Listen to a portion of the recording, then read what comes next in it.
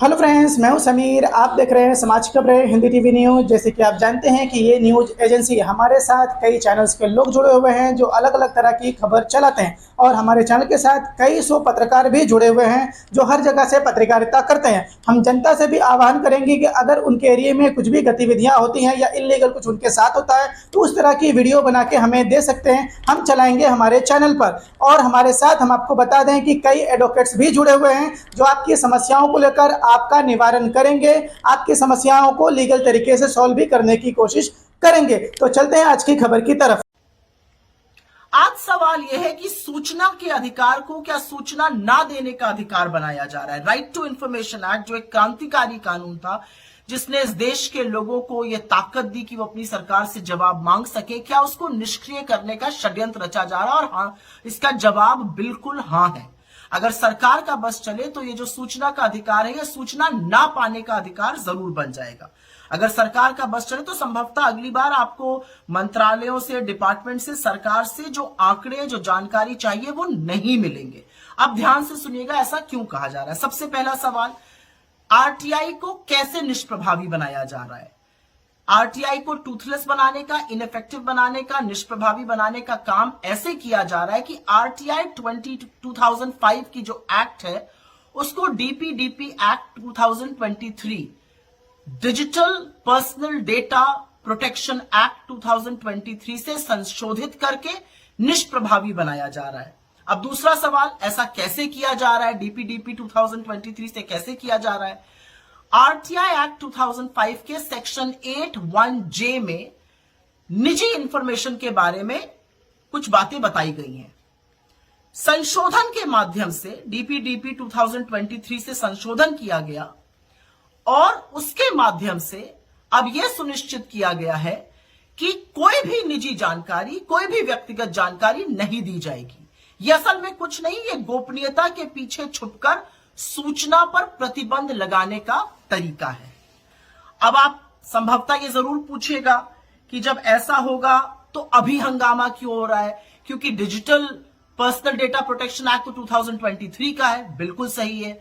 ये DPDP act 2023 संसद में तब पारित हुआ था जब अधिकांश सांसदों को, आपको याद है, बड़ी संख्या में निलंबित कर दिया गया था। सरकार ने इसके नियम, इसके रूल्स नोटिफाई नहीं किए थे और उसको सार्वजनिक पटल पे रखकर परामर्श मांगा गया जनता से, एक पब्लिक कंसल्टेशन किया जाता है। उसकी तारीख आज खत्म हो रही है पब्लिक कंसल्टेशन की।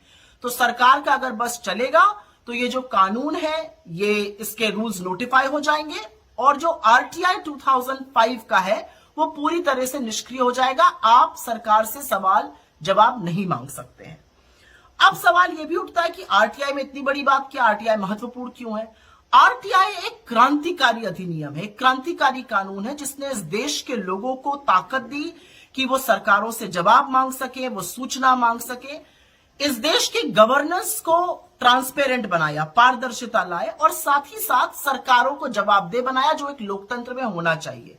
आरटीआई के माध्यम से बड़े बड़े भ्रष्टाचार उजागर हुए। आरटीआई के माध्यम से पॉलिसी में नीति की खामियां उजागर हुई। आरटीआई के माध्यम से तमाम ऐसी जानकारी मिली जिससे पता चला कि कौन वंचित रह जा रहा है। आरटीआई के ही माध्यम से बड़े बड़े मानवाधिकार के जो उल्लंघन होते हैं या जो नियमों का उल्लंघन होता है वो पता चला। आरटीआई के माध्यम से राजनेता हो गए या ब्यूरोक्रेट्स हो गए या जजेस हो गए, उनकी कितनी कैसी संपत्ति है ये सब भी पता चली। और आरटीआई ने लोगों को जो शक्ति विहीन थे उनको शक्ति दी, शक्तिशाली बनाया। अब सवाल ये पूछा जाएगा कि क्या लेकिन आरटीआई में वास्तव में निजी जानकारी या व्यक्तिगत जानकारी देकर उल्लंघन किया जा रहा था? कतई नहीं, ये सफा सफेद झूठ है।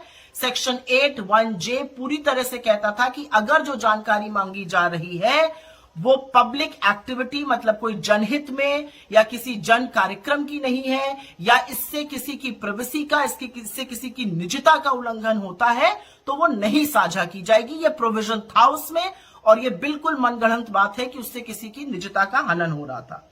तो क्या होगा अगर आरटीआई कमजोर हो जाएगा? सबसे पहली चीज होगी कि आपकी ताकत चली जाएगी सवाल पूछने की। सबसे पहली चीज होगी कि कौन से वो बड़े बड़े पूंजीपति थे जो इस देश का करोड़ों रुपए डुबाकर विलफुल डिफॉल्टर बनके भाग गए। आपको नहीं पता चलेगा कि कौन से पूंजीपतियों ने कितना विलफुल डिफॉल्ट किया। आपको नहीं पता चलेगा कि बैंक ने किन बड़े बड़े पूंजीपतियों की, क्रोनी कैपिटलिस्ट के कितने बड़े बड़े लोन माफ किए।